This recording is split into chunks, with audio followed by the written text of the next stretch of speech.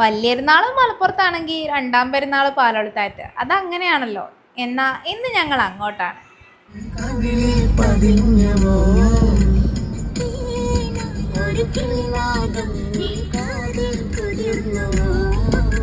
പലഹാരം വാങ്ങാൻ കയറിയപ്പോ ദേ ഇരിക്കുന്നുണ്ട് ആങ്ങള. ആ പുരോഗതിയുണ്ട് പുരോഗതിയുണ്ട്.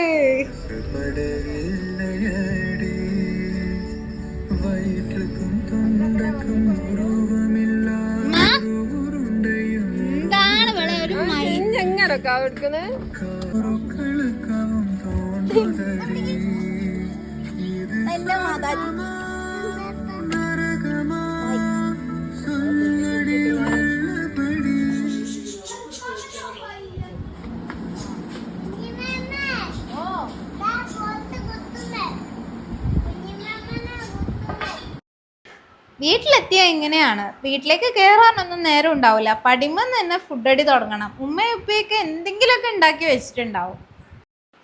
ആദ്യം തന്നത് മാങ്ങ ജ്യൂസാണ്. പക്ഷെ അതിന്റെ പിറകെ പിന്നെയും പിന്നെ ഓരോന്നായിട്ട് വരുമെന്ന് നമ്മൾ പ്രതീക്ഷിച്ചതേയില്ല. പായസം,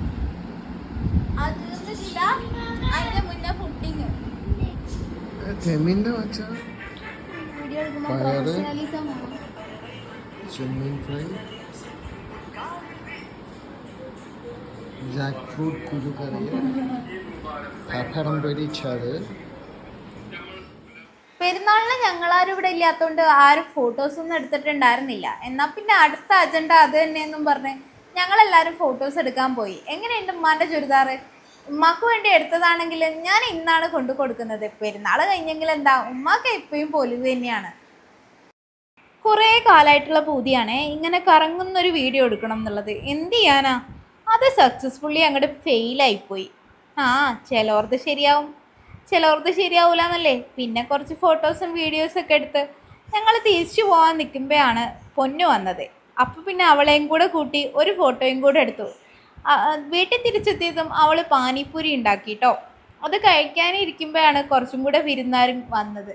പിന്നെ അവിടെ ഒരു യുദ്ധമാണ് നടന്നത്. എന്താ ആർക്കാ എത്ര കിട്ടിയ ഒരു കണക്കുമില്ല. ബിരിയാണിയൊക്കെ ഉണ്ടാക്കിയിട്ടുണ്ടായിരുന്നെങ്കിലും അതിൻ്റെ ഒന്നും വീഡിയോ എടുക്കാനുള്ള ഓർമ്മ എനിക്കുണ്ടായിരുന്നില്ല. താത്ത എല്ലാവരോടും യാത്രയൊക്കെ പറഞ്ഞ് ഇറങ്ങുവാണേ. പൊന്നു ഇറങ്ങുന്നത് വീഡിയോ എടുക്കാൻ ഞാൻ വിട്ടുപോയി. അവസാനം ഞാൻ പോകുന്നതിന് മുന്നേ ഉപ്പാൻ്റെ പെരുന്നാക്കുപ്പായ ഒന്ന് ഇട്ട് നോക്കിയതാ. സംഭവം എനിക്കിഷ്ടമായി.